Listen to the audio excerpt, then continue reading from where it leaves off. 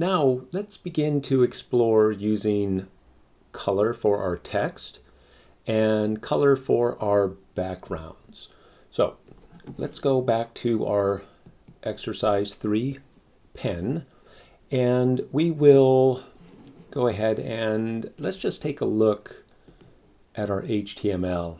And in a previous exercise, I believe we added an inline style right here using a span, and we did so on the H2 element. Okay, so not a good idea to use inline CSS, so I'm just going to remove this span for right now. So I just noticed it was in here, so we will remove, and there is my closing span. All right, so again, just not really a good idea to use inline CSS. I believe I did this as a example of showing color in a previous exercise. All right, so what we're going to do is, again, let's use H1, and after the padding down here, let's just add color. Okay, this one has always been a little, I don't know, a little strange for me. So you would think, or you would be led to believe that maybe it would be font color, but it's not. It's just the property is just color. Okay, and we're going to have our semicolon, and we can do something like dark red semicolon. All right, and then we'll save, and then we will update, and we will see that our type is now dark red.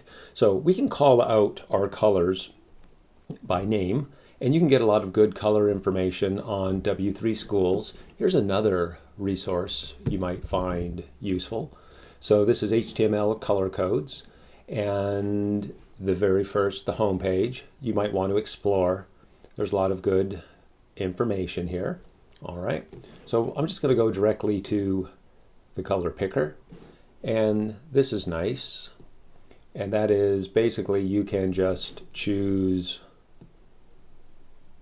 a hue that you're interested in, and then you can go and choose sort of a tint tone, a shade of, or a value of the hue you're interested in. Then all you need to do is click right here, and this sort of harmonious color palette will become available.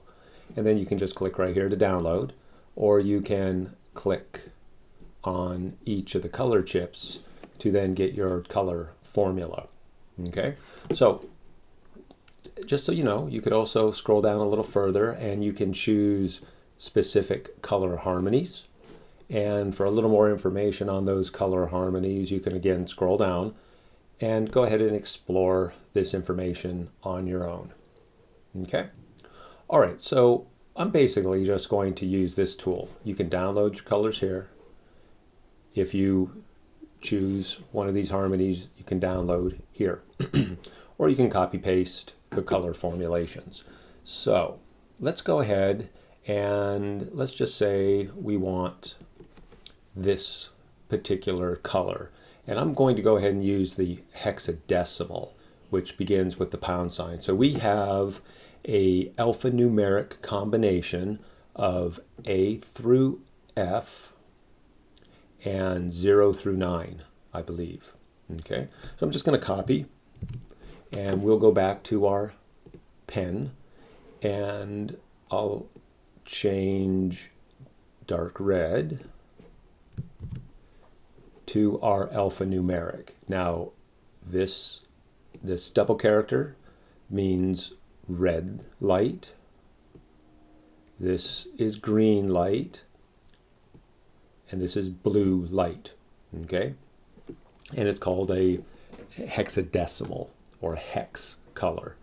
All right, so let's go ahead and save, and let's take a look, and you will see your color. All right.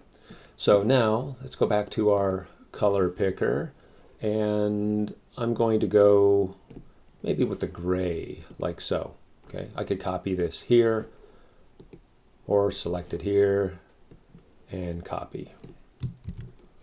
And of course, you could use RGB. We could also use red, green, blue at an alpha channel. And then you have hue, saturation, and luminance. I tend to not really use this one. I'm more of a fan of using RGBA. But for this example, we'll just stay with using hexadecimals. So let's go back. And this time what we're going to do is, after color, let's go ahead and type in background hyphen color colon. We'll paste in our hexadecimal, which is the equivalent of red, green, and blue combinations. And we'll have our semicolon.